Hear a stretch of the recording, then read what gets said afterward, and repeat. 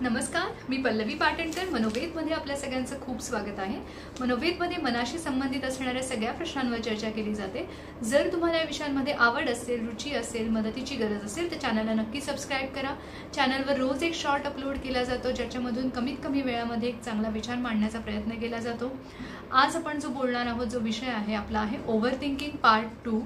Part 1 मध्ये over thinking म्हणजे काय, त्याचं वर्गीकरण कसं केलं जातं किंवा ओव्हर थिंकिंगचा आपल्या शारीरिक मानसिक स्वास्थ्यावर काय काय परिणाम होतो, हा सगळा अभ्यास आपण केला होता.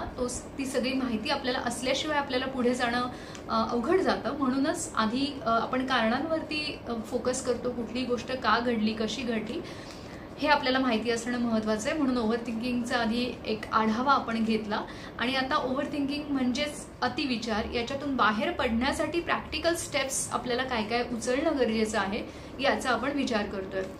तर सगळ्यात पहिला मुद्दा हा आहे की आपण कुठलाही प्रॉब्लेम, कुठलाही आपल्या बाबतीत मानसिक पातळीवरती जर कुठलाही आपल्यावरती प्रॉब्लेम येत असेल तर आपण पहिली स्टेप ही असते की आपण स्वतःला सांगणं की ही एक टेम्पररी फेज आहे, ही एक तात्पुरती अवस्था आहे माझ्या मनाची किंवा माझ्या आयुष्यात येणारा हा एक टप्पा आहे आणि हा सुद्धा मी पार करणार आहे. आणि प्रत्येकामध्ये एक नैसर्गिक शक्ती असते प्रत्येक गोष्टीला तोंड देण्याची, तशी ती माझ्यामध्ये सुद्धा आहे आणि या ओव्हर थिंकिंगवरती मी मात करणार आहे हे आपण सगळ्यात आधी स्वतःला वारंवार सांगत राहणं पूर्ण दिवसभरामध्ये हे खूप जास्त गरजेचं आहे. कारण जेव्हा तुम्ही एखाद्या गोष्टीला आत्मविश्वासाने सामोरे जाता किंवा मी ते करू शकणार आहे हे मनात ठेवून जेव्हा करता तेव्हा ते 100% होतं. जर सेल्फ डाऊट्स असतील की मनामध्ये स्वतःबद्दलच शंका असतील की हे रे ह्याने काय होणार आहे किंवा हे असं किती दिवस करत राहायचं किंवा मला नाही वाटत की ह्याचा काही फायदा होईल मला किंवा आत्तापर्यंत तर मी खूप प्रयत्न केले, कधीच काही झालं नाही, मग आता काय होणार आहे, असे जर विचार आपण करत राहिलो तर कुठलंच औषध किंवा कुठलाच एक्सरसाइज आपल्याला मदत करू शकणार नाही. कारण बिलीफच नाहीये, श्रद्धा नाहीये, फेथ नाहीये. म्हणून आपण स्वतःवर विश्वास ठेवणं, मुळात मला असं वाटतं की कुठलाही उपचार वेगवेगळ्या पद्धतीने आपल्याला मदत करतो. जर आपली श्रद्धा असेल, आपला विश्वास असेल तर आपल्याला त्याचे वेगवेगळे बेनिफिट्स मिळतात. म्हणूनच श्रद्धेने आणि विश्वासाने, स्वतःवरच्या विश्वासाने आपल्याला ते करायचं आहे. तर ही झाली आपली पहिली पायरी. आता दुसरी पायरी काय आहे की मुळात आपल्याला जेव्हा जेव्हा ओव्हर थिंकिंग होतंय असं वाटतंय की एखाद्या गोष्टीवर आपण उगाचच कारण नसताना त्याचा उहापोह करतोय, त्याच्यावरती खूप जास्त चिकित्सा करतोय, एकातून दुसऱ्या, दुसऱ्यातून तिसरे असे भरपूर विचार 2 मिनिटांमध्ये येऊन जात आहेत. तर असे कुठल्या कुठल्या वेळा आहेत हे आधी आपण शोधून काढूयात. बऱ्याचदा लोकांना एकतर सकाळच्या वेळेमध्ये उठल्या उठल्या जास्त ओव्हर थिंकिंग होतं, रात्री झोपण्याच्या वेळेला होतं. कारण या दोन्ही वेळेला तुमच्या हातामध्ये थोडा वेळ असतो म्हणा किंवा तुमचं जे सबकॉन्शियस माइंड असतं ते खूप अलर्ट असतं. त्याच्यामुळे जे काही तुम्ही करताना त्याचा पूर्ण दिवसभर अगदी इम्पॅक्ट राहतो. म्हणूनच आपण असं म्हणतो की नेहमी चांगले विचार जर आपण सकाळी आणि रात्री झोपताना केले तर आपल्याला त्याचा पूर्ण दिवसभरासाठी उपयोग होतो. तर आपला मुद्दा हा चालला होता की जेव्हा जेव्हा आपण ओव्हर थिंकिंग करतोय, कुठल्या वेळी आपलं ते जास्त होतंय ही वेळ शोधा आणि त्या वेळेमध्ये आपल्याला ते काम करायचंय. ती वेळ येण्याच्या आधी सुद्धा आपल्याला ते काम करायचंय, जेणेकरून त्या वेळेमध्ये आपल्याला त्या ओव्हर थिंकिंगवर मात करणं खूप सोपं जातं. तर ज्या वेळेमध्ये ओव्हर थिंकिंग होतंय त्या वेळेमध्ये आपल्या हातामध्ये काहीतरी एक चांगलं काम, कन्स्ट्रक्टिव्ह, ज्याच्यातून काहीतरी निर्मिती होईल, काहीतरी क्रिएटिव्हिटी असेल, काहीतरी आनंद मिळेल किंवा ज्याच्यातून काहीतरी उपयोग होईल, तुम्हाला काहीतरी शिकायला मिळेल, असं काहीही एखादं चांगलं काम त्या वेळेमध्ये तुमचं असणं गरजेचं आहे, जेणेकरून तुमची ऊर्जा तिथे चांगल्या ठिकाणी खर्च होईल आणि तुमचं ओव्हर थिंकिंग तिथे कमी व्हायला, बंद व्हायला मदत होईल. त्याच्यामुळे तो रिकामा वेळ तुम्हाला ठेवायचा नाहीये की ज्या वेळेमध्ये तुमचं ओव्हर थिंकिंग सुरू होतं. तिथे तुम्हाला कुठल्याही चांगल्या कामामध्ये तुमची एनर्जी किंवा हॉबी सुद्धा असू शकते, त्याच्यामध्ये तुम्ही तुमची एनर्जी इन्व्हेस्ट करायची आहे. आता पुढचा मुद्दा आपला असा आहे की आपल्याला आपल्या ओव्हर थिंकिंगच्या वेळा तर माहिती आहे, त्यावेळेला आपण काय करायचं हे कळलं. आता ओव्हर थिंकिंग होण्याच्या आधीचा जो पिरियड आहे तेव्हा आपल्याला काय करायचं, म्हणजे जर आपल्याला असं वाटतंय की सकाळी उठल्या उठल्या आपलं ओव्हर थिंकिंग सुरू होतं आहे, उठल्या उठल्या आपल्याला एक्सरसाइजला जायचं आहे, मॉर्निंग वॉकला जायचं आहे, प्राणायाम करायचा आहे किंवा म्युझिक इन्स्ट्रुमेंटल प्ले करायचं हे आपण ठरवलं, पण मग त्याच्या आधी आपल्याला काय करायचं, म्हणजे दिवसभरामध्ये आपल्याकडे जेव्हा वेळ असतो, जेव्हा जेव्हा रिकामा वेळ आहे म्हणा, किंवा आपल्याला तो वेळ काढायचा आहे असं म्हणूया, तर त्या वेळेमध्ये आपल्याला त्या विचारांना, नेगेटिव्ह विचारांना चॅलेंज करायला शिकायचं आहे. त्यांना आपल्याला लॉजिकल विचारांमध्ये बदलायचं आहे. म्हणजे काय करायचं की मुळात स्वतःला विचारायचं की मी जो काही विचार करतोय की माझ्या आयुष्यात अमुक अमुक घटना का घडली, घडायला नको होती, किंवा समोरच्या माणसाने मला का फसवलं, किंवा माझं असं असं नुकसान का झालं, किंवा माझ्या आयुष्यामध्ये हा लॉस का झाला, ही घटना का घडली, किंवा लोक मला असं असं का वागवतात, कोणी मला असं का बोलतंय. तर मुळात प्रत्येकाला उत्तर नसतं, प्रत्येक माणूस वेगळा आहे, प्रत्येक माणूस तुमच्याशी कसा वागेल ह्याच्यावरती तुमचा कंट्रोल नसतो. त्याच्यामुळे तुम्हाला स्वतःला हे सांगायचं की जे काही विचार मी करतोय त्याला रियालिटीचा कुठला असा बेस आहे. जर मी काही नेगेटिव्ह कन्क्लुजन्स काढत असेल तर कशावरनं मी जे नेगेटिव्ह कन्क्लुजन्स काढतोय तसंच होणार आहे 100%. कुठे कोणी लिहून ठेवलंय का, नाही, त्याला कुठला पुरावा आहे का की अमुक असंच होणार आहे, किंवा एखादी गोष्ट भूतकाळात घडली म्हणजे तशीच ती घडत राहणार आहे भविष्यामध्ये, असा काही त्याला पुरावा असतो का, तर नाही.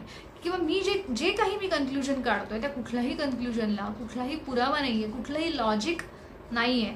त्याच्यामुळे मला त्याची मदत होते आहे का, मी परत परत जर तोच विचार केला की ही गोष्ट का घडली, हे असं का वागतायत माझ्याबरोबर, आणि हे असं वागलेत म्हणजे आता मला काही माझ्या आयुष्यात काही अर्थच नाही, किंवा माझ्या आयुष्यातला सगळा आनंद गेलाय, हे असं कोणी सांगितलं, हे आपणच ठरवलेलं आहे. की एखादी गोष्ट माझ्या बाबतीत घडत असेल तर आता माझं आयुष्यच त्याच्यामुळे वाईट होतंय किंवा फोल ठरतंय, हे आपणच ठरवलेलं आहे.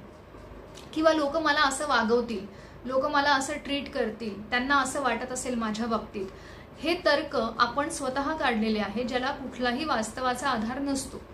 बरेचसे ओव्हरथिंकिंग मधले जवळजवळ 99% विचार असे असतात की ज्याला वास्तवाचा, रियालिटीचा कुठलाही आधार नसतो, ते आपण तयार केलेले विचार आहेत.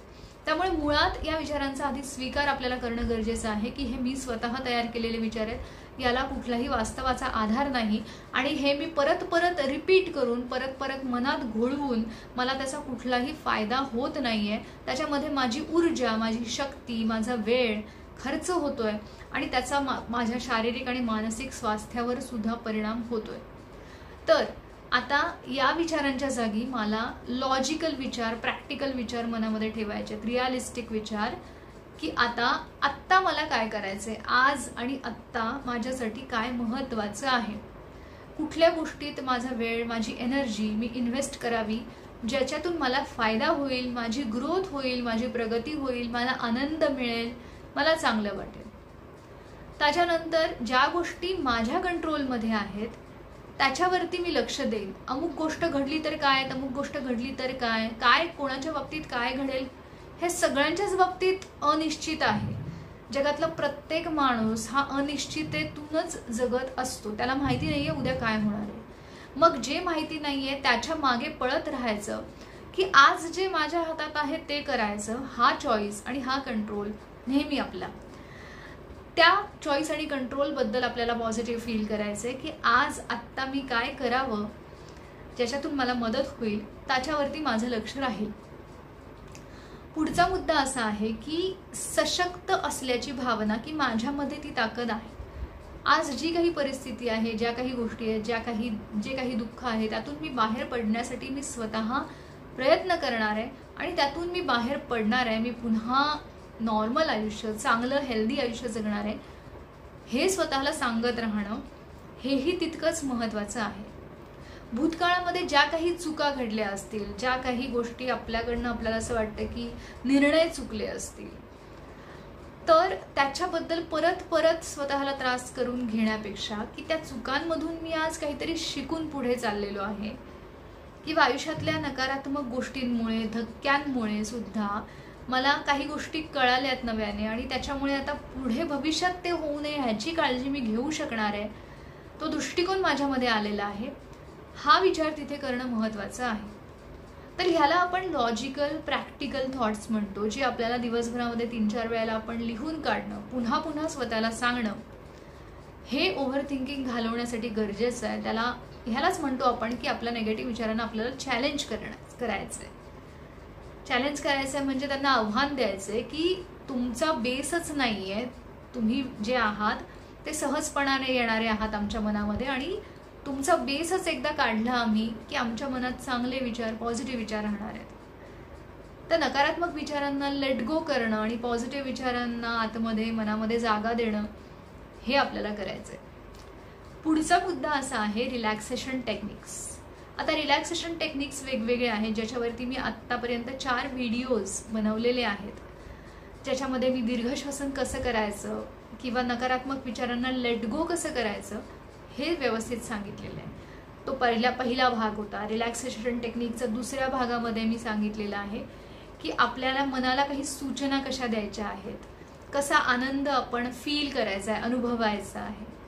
तिसऱ्या पार्टमध्ये आपण बोललेलो आहोत की आज आणि आत्ता प्रेझेंटमध्ये राहण्यासाठी आपल्याला कशा पद्धतीने काम करायचं आहे. रिलॅक्सेशनच्या चौथ्या भागामध्ये आपण बोललेलो आहोत की मसल रिलॅक्सेशन कसं करायचं आहे, स्नायूंना शिथिल शांत कसं करायचं आहे. तर हे व्हिडिओज तुम्ही बघू शकता. त्याच्या लिंक्स या व्हिडिओच्या डिस्क्रिप्शन बॉक्समध्ये असणार आहेत.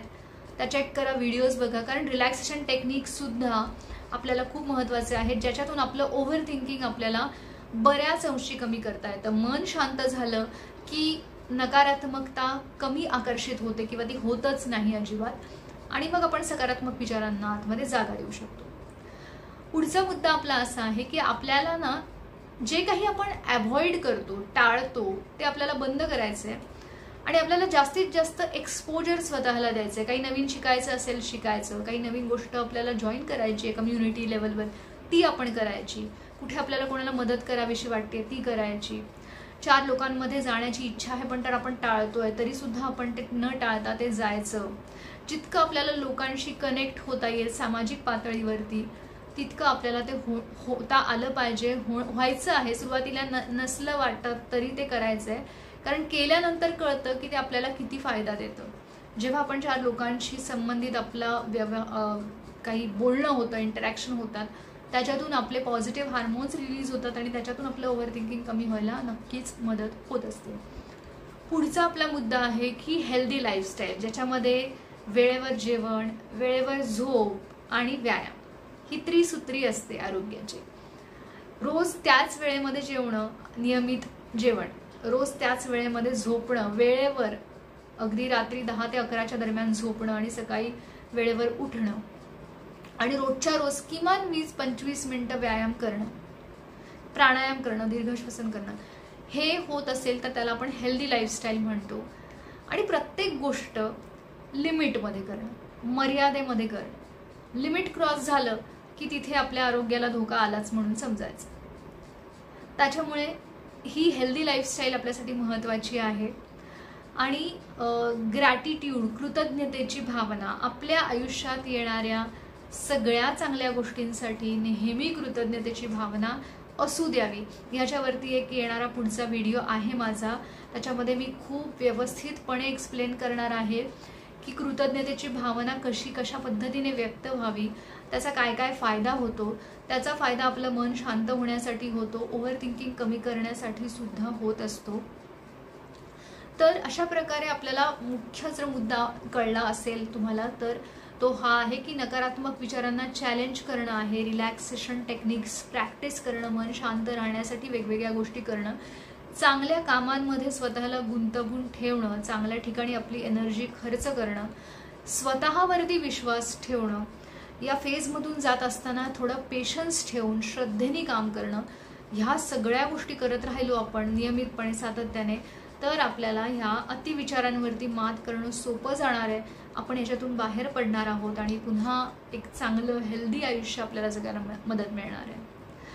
तर व्हिडिओ लोकांपर्यंत पोहोचावा ह्याच्यासाठी शेअर करत राहा. जास्तीत जास्त लोकांना मदत मिळाली पाहिजे, गरजेची आहे खूप लोकांना.